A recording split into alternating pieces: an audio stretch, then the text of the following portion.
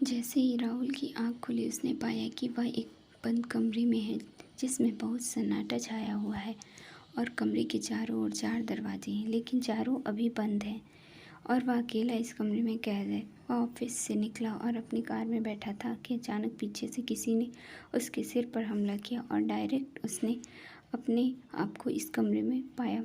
उस कमरे में एक टेबल था, एक कुर्सी और एक लैपटॉप के अलावा और कुछ नहीं था। कमरे में एक लाइट थी और उसने खुद को कुर्सी से अपने आप को जंजीरों से बंधा हुआ पाया। वह ठीक से हिल भी नहीं पा रहा था, सिर्फ उसके हाथ खुले थे लेकिन पैर जंजीरों से बंधे हुए थे। उसे समझ नहीं आ रहा था कि वह क्या करे।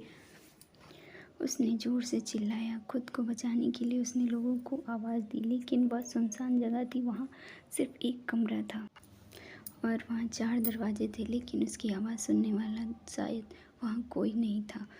2 घंटे ऐसे ही बीत गए। पूरे कमरे में 4 दरवाजे, एक कुर्सी, एक टेबल, राहुल और एक लैपटॉप था।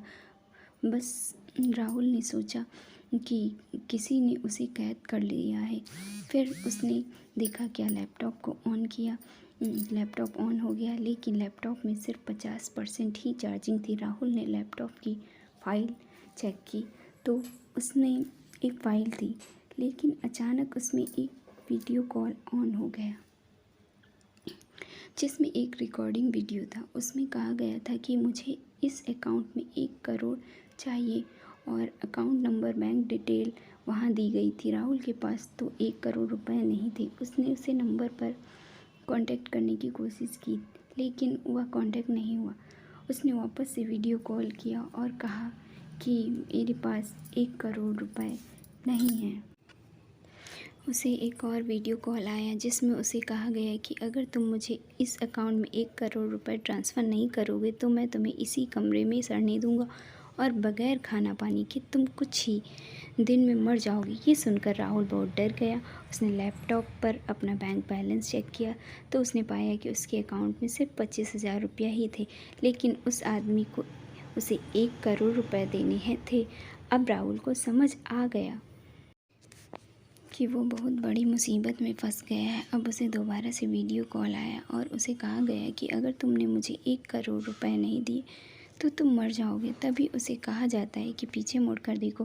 वह जैसे ही पीछे मुड़कर देखता है तो दंग रह जाता है क्योंकि उसके पीछे एक आदमी की लाश पड़ी होती और उसे कहा जाता है कि इसने भी मुझे पैसे नहीं दिए थे इसलिए मैंने इसे मार दिया। राहुल समझ रहा कि अभी तक वह कमरे में अकेला था लेकिन वह एक लाश के साथ था, उस कमरे में था। अब और भी डर गया था और उसके पसीने छूटने लगे। उसने जल्दी से उसके दोस्त को कॉल लगाया और कहा कि ऐसे ऐसे सिचुएशन में मैं फंस गया हूँ, प्लीज़ मुझे 1 करोड़ रुपए चाहिए। उसके दोस्त ने कहा मेरे पास पैसे नहीं हैं लेकिन उसके दोस्त ने कहा कि मेरे अंकल पुलिस में हैं, तुम उनसे कांटेक्ट कर सकते हो। राहुल ने उसके दोस्त के अंकल जो पुलिस में थे उनसे कांटेक्ट किया। उन्होंने कहा कि या तो साइबर क्राइम लग रहा है और उन्होंने उसे कॉल होल्ड पर रखने के लिए कहा पर साइबर क्राइम की टीम से उसका कांटेक्ट करवाया लेकिन जैसे ही साइबर क्राइम की टीम से राहुल का कांटेक्ट हुआ कॉल कट गया और वापस से उसे इस आदमी का फ़ोन आया। आदमी ने कहा अब तुम्हें बहुत बड़ी गलती की है, तुमने पुलिस को इन्फॉर्मेशन दी है। वह पहले वाले आदमी ने भी पुलिस से कांटेक्ट करने की कोशिश की थी इसलिए मैंने उसे मार दिया। अब तुमने भी पुलिस से कांटेक्ट किया, मैं तुम्हें मारूंगा नहीं लेकिन अब मुझे तुमसे 1 करोड़ नहीं बल्कि 2 करोड़ रुपए चाहिए, वह भी 1 घंटे के अंदर। अगर 1 घंटे में तुमने मुझे 2 करोड़ रुपए नहीं दिया तो मैं तुम्हें यहीं पर मार दूंगा और अगर मुझे 2 करोड़ रुपए दे दिए तुम्हारे पैरों की जंजीर खुल जाएगी और दरवाजे भी अपने आप खुल जाएगा और तुम बाहर जाकर अपनी ज़िंदगी जी सकते हो। राहुल को और टेंशन होने लगी तो उसको 2 करोड़ रुपए देने हैं। अब उसे वापस से साइबर क्राइम वालों को फ़ोन आया लेकिन राहुल ने कॉल डिस्कनेक्ट कर दिया क्योंकि उसे लग चुका था कि हो ना हो आदमी इसे ज़रूर ट्रेस कर रहा है। पर यह देखकर राहुल ने थोड़ा अक्लमंदी से काम लिया। थोड़ी देर में उसे आदमी का कॉल आया। उसे आदमी ने कहा कि तुम्हारे पास दो रास्ते हैं। मैं तुम्हें 10 लोगों के बैंक अकाउंट की डिटेल देता हूँ। तुम उनसे हैक करके उस सभी के अकाउंट से 20-20 लाख रुपए मेरे अकाउंट में डालो, जिससे कि 2 करोड़ रुपए पूरे हो जाएंगे। या दूसरा तरीका है, या फिर तुम अपने अकाउंट से मेरे अकाउंट में 2 करोड़ रुपए डाल दो। राहुल ने कहा, मैं दूसरे के अकाउंट से पैसे कैसे निकाल सकता हूँ, यह तो इलीगल है।